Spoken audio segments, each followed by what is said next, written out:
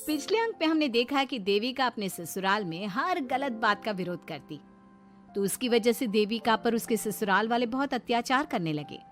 एक दिन देविका ने सचिन से कहा, सचिन, मैं तुम्हारे घर में नहीं रह सकती, तुम मुझे आज ही मेरे घर शहर भेज दो, मैं अपने मम्मी पापा के पास रहूंगी।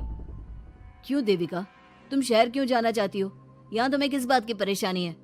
किस बात की परेशानी नहीं है सचिन, तुम्हारे घर के आदमी औरतों के साथ जानवरों जैसा व्यवहार करते हैं, मैं ऐसे माहौल में नहीं रह सकती। देखो देविका, तुम्हें यहीं रहना होगा। तुम्हारी शादी मुझसे हो गई है, अब मैं तुम्हारा पति हूँ और यही तुम्हारा घर है। अच्छा, तो तुम्हें याद है कि मैं तुम्हारी पत्नी हूँ? जब तुम्हारे पिताजी और चाचा जी मुझे एक एक हफ्ते के लिए कमरे में बंद कर देते हैं, तब तुम्हें क्यों याद नहीं आता कि जो औरत कमरे में बंद है वो तुम्हारी पत्नी है? जब तुम्हारे जीजाजी और भाई मुझसे बदतमीजी से बात करते हैं, मुझे खाने के लिए कुछ नहीं देते, तब भी तुम्हें याद नहीं आता कि मैं तुम्हारी पत्नी हूँ?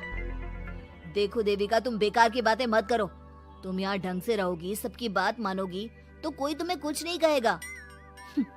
इस तरह जानवर की तरह रहना, ढंग से रहना है तो सॉरी सचिन, मैं नहीं रह सकती, मैं आज ही अपने घर जाऊंगी। ये बोलकर देविका अपना सामान पैक कर लेती है और घर से जाने लगती है। सचिन भी उसके पीछे पीछे चलता है और उसे समझाने की कोशिश करता है।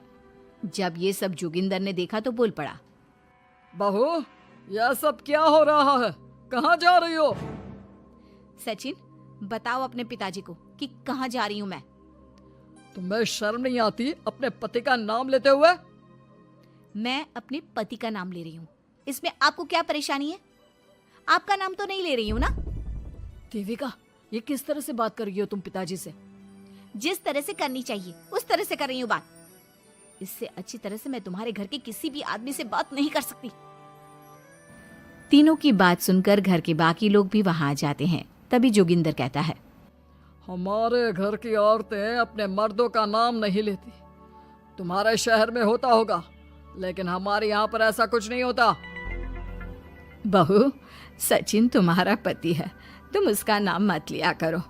तुम अपने पति का नाम लेने की जगह ए जी, ओ जी, सुनो जी कहा करो। पति ना परमेश्वर होता है।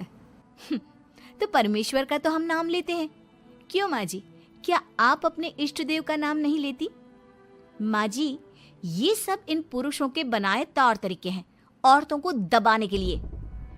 ये बेशर्म लड़की ऐसा नहीं सुधरेगी। ये हमारे घर की औरतों को भड़का रही है।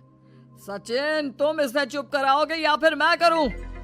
नहीं नहीं पिताजी, मैं अभी समझा देता हूँ। चलो देविका अंदर, और कितना तमाशा बनाओगी मेरा। सचिन, मैं अंदर नहीं बाहर जाऊंगी, अब मैं यहाँ नहीं रह सकती। देविका की बात सुनकर महेंद्र कहता है, भाई साहब, ये लड़की इस घर से और गांव से बाहर ना जानी चाहिए, नहीं तो हमारे घर और गांव की औरतें भी ऐसी ही हरकतें करेंगी, वो भी मर्दों के खिलाफ बगावत करेंगी। और मैं भी देखती हूँ कि मुझे घर से बाहर जाने से कौन रोकता है।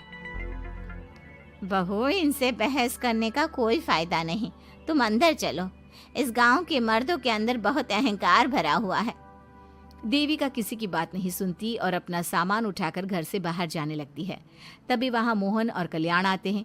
कल्याण देविका के हाथ में से उसका सूटकेस छीन लेता है और मोहन देविका को जोरदार थप्पड़ मारता है। देविका का सर दीवार में लगता है और वो बेहोश हो जाती है। देविका, देविका तुम ठीक तो हो? भैया, आपकी हिम्मत कैसे हुई मेरी पत्नी पर हाथ उठाने की? सचिन, तुम जल्दी से देविका भाभी को अंदर कमरे में ले जाओ, मैं अभी वैद्य जी को लेकर आती हूँ। वीना जल्दी से वैद्य जी को लेकर आती है। वैद्य जी थोड़ी देर तक देविका की जांच करते हैं और कहते हैं, मुबारक हो आप सबको, आपकी बहू माँ बनने वाली है। अभी तो मैं आपको दवाई दे देता हूँ, लेकिन आगे इनके इलाज के लिए आपको दाई अम्मा को बुलाना होगा। ये बात सुनकर घर के सभी लोग खुश होते हैं। देविका को जब होश आता है, उसे ये बात पता चलती है तो वो बहुत खुश होती है। वो सबसे कहती है, मैं अपने बच्चे को यहाँ नहीं रख सकती। क्यों बहू, क्या हुआ? अब तुम ये सब बातें मत सोचो, तुम्हें आराम करना चाहिए। नहीं माँ जी, आप नहीं समझ रही। अगर मेरा बेटा हुआ तो इस घर के मर्दों की तरह अहंकारी और औरतों पर जुल्म करने वाला बनेगा, और अगर मेरी बेटी हुई तो वो जानवरों की तरह जुल्म सहने वाली बनेगी, और दोनों ही अनपढ़ रहेंगी। देविका की बात सुनकर घर की सभी औरतों को पहली बार एहसास हुआ कि वो किस अंधकार वाले समाज में जी रही हैं। लेकिन फिर भी घर की सारी औरतें उसे ही समझाती हैं। बहू देखो, तुम्हारी बात सही है, लेकिन तुम इस हालत में सफर नहीं कर सकती। हाँ बहू, तुम यहीं रहो, अपना और अपने बच्चे का ख्याल रखो। देखो ना देविका भाभी, हमें बिल्कुल भी पढ़ना लिखना नहीं आता, अपना नाम भी नहीं लिख पाते, तो आप मुझे थोड़ा पढ़ा दीजिए ना।